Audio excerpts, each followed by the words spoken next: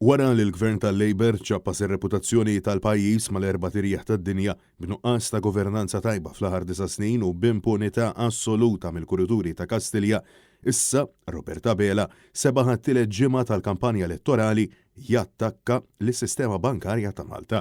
Waqt konferenza tal-aħbarijiet mir-Rialto f'Bormla, Bela attakka lil banek lokali wara li pajjiżna spiċċa fuq il-grey list tal-FATF. Rajna realtà temerġi li tkellmu magħna diversi negozji waqt it-taħdidiet regolari li konna magħhom illi kienu qed isibu kważi impossibilità illi jiftħu kont bankarju. Il-bank irrifjutalu illi jagħtih il-kont bankarju. U dan wara xhur ta' pedantiċiżmu ta' meta mbagħad tmur f'ċertu eċċess nemmen illi wieħed ma jistax jaħdem. Wara 3 ġimgħat minn meta sejjaħ l-elezzjoni ġenerali, il-poplu Malti Wawċi għadu qed jistenna li l-Labor jippubblika l-manifest elettorali tiegħu.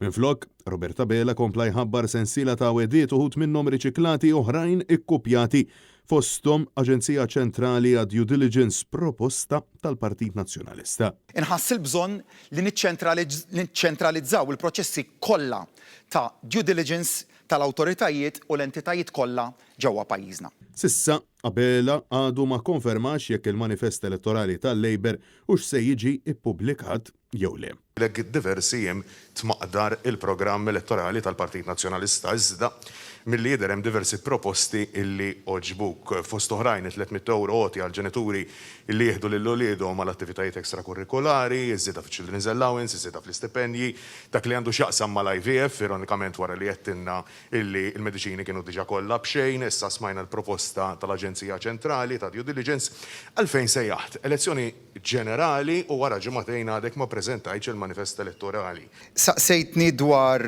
il-manifest elettorali. Manifest elettorali tagħna huwa il-proposti li qed inħabbru ma' kuljum. Mistoqsi dwar il-parteċipazzjoni tal-partitarji laburisti waqt l-attivitajiet tal-partit fil-kampanja elettorali u l-apatija madwarhom, Roberta Bela insista li l-parteċipazzjoni hija waħda tajba minkejja nuqqas ta' nies li qed jattendu meta kkumparati mal-attivitajiet tal-predeċessur tiegħu Joseph Muscat.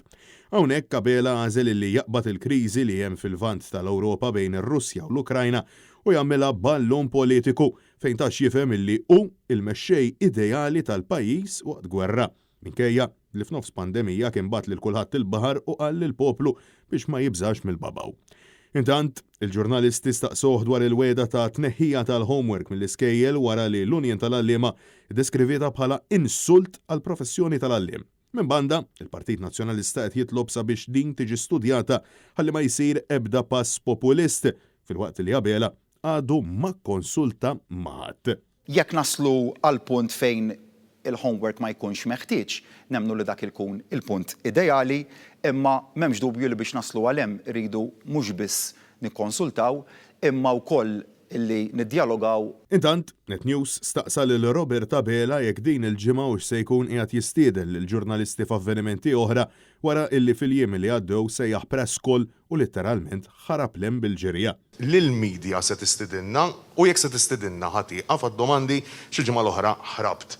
Roberta Bela jgħid illi se jibqa' jieħu d-domandi. Definitivament il-pożizzjoni tiegħi mal-medja dejjem kienet waħda ta' trasparenza. Għaliex Prim Ministru qed taħrab kull mistoqsija. Dal-Prim Ministru tan-nies. Trasparenza u kontabilità. Għalfejn qed taħrab, Dr. Bela. Kum tix weġibni? Għax qed taħrab twieġeb Prim Ministru, issa tweġibni x'inhi l-ispinnek jogħġbok. Konsistentement nibqgħu nieħu d-domandi kollha tagħkom. Nistennew u naraw. Francesco Catania, NetNews.